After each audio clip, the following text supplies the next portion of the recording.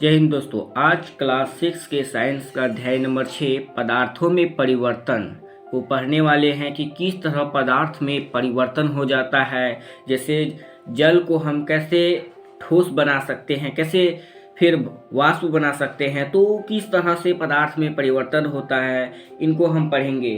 तो पदार्थ को जो है वर्गीकरण के अनुसार उसको दो भागों में बांटा है।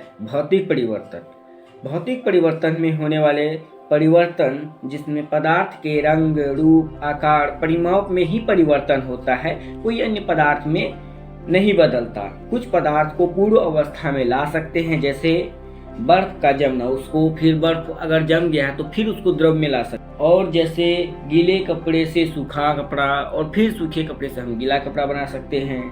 पानी को गर्म करना, फिर गर्म को ठंडा कर देना, ये पूर्व अवस्था से पूर्व अवस्था में लाया जा सकता है, तो इसे हम भौतिक परिवर्तन कहते हैं। तो आप जान चुके हैं भौतिक परिवर्तन क्या है, कि जिसे हम पूर्व अवस्था में ला सकते हैं उसे हम भौतिक परिवर्तन कहते हैं। उसके बाद जानेंगे रासायनिक परिवर्तन क्या होता है।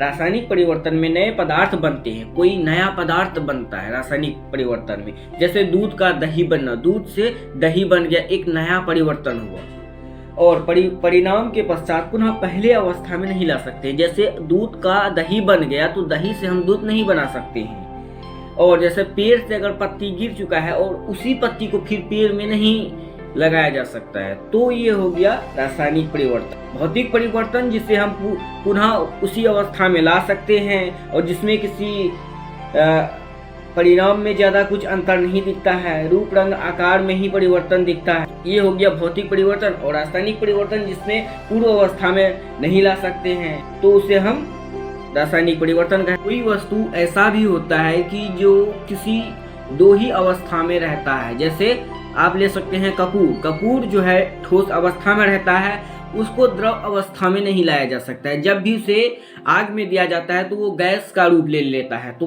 कुछ ऐसे पदार्थ होते हैं जो ठोस अवस्था से सीधे गैसीय अवस्था धारण कर लेते हैं। तो अब हम प्रश्न उत्तर को देखते हैं।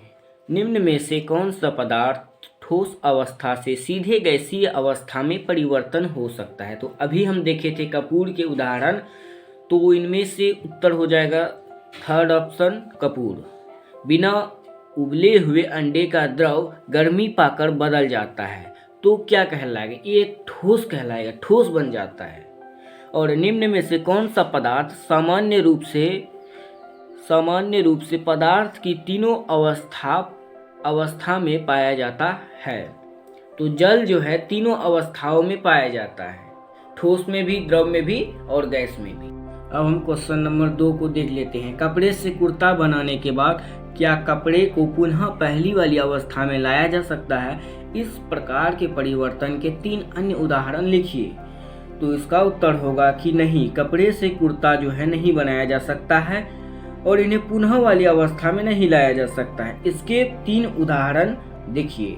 दूध का दही बनना, पेड़ से पत्तियों का गिरना और आटा से रोटी बनना, ये 3 उदाहरण इस प्रश्न का हो सकता है।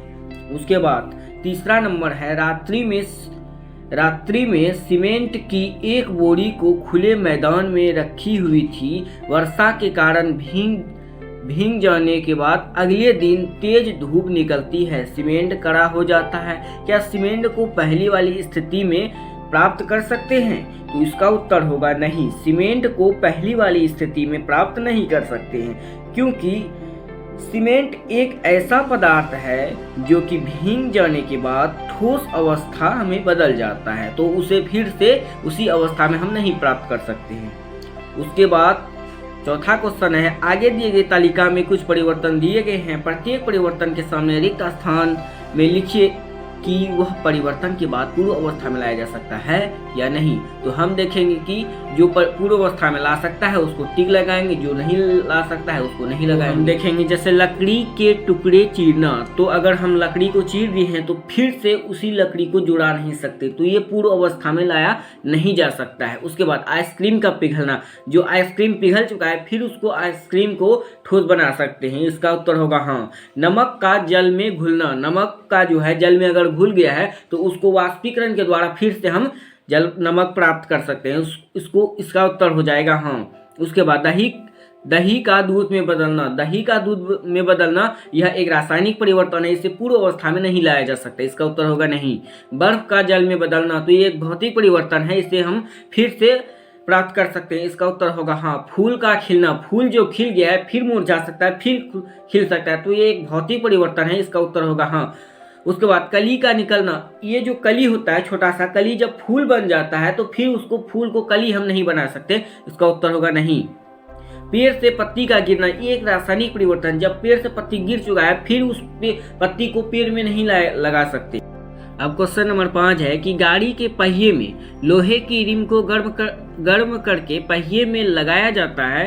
ठंड करने पर पहिए पर अच्छी तरह से बैठ जाता है तथा खुलता नहीं है। लोहे के रिम को गर्म करने तथा ठंडा करने पर उसके आकार में क्या परिवर्तन होता है? तो उसका उत्तर होगा कि लोहे के रिम को गर्म करने के बाद लोहे का जो रिम है वो फैल जाता है, फिर जिस कारण जो है वो पहिए पर आसानी से चढ़ जाता है तथा ठंडा करने पर कस जाती है और पहिए पर बैठ जाती है, जिससे वह निकलती नहीं है।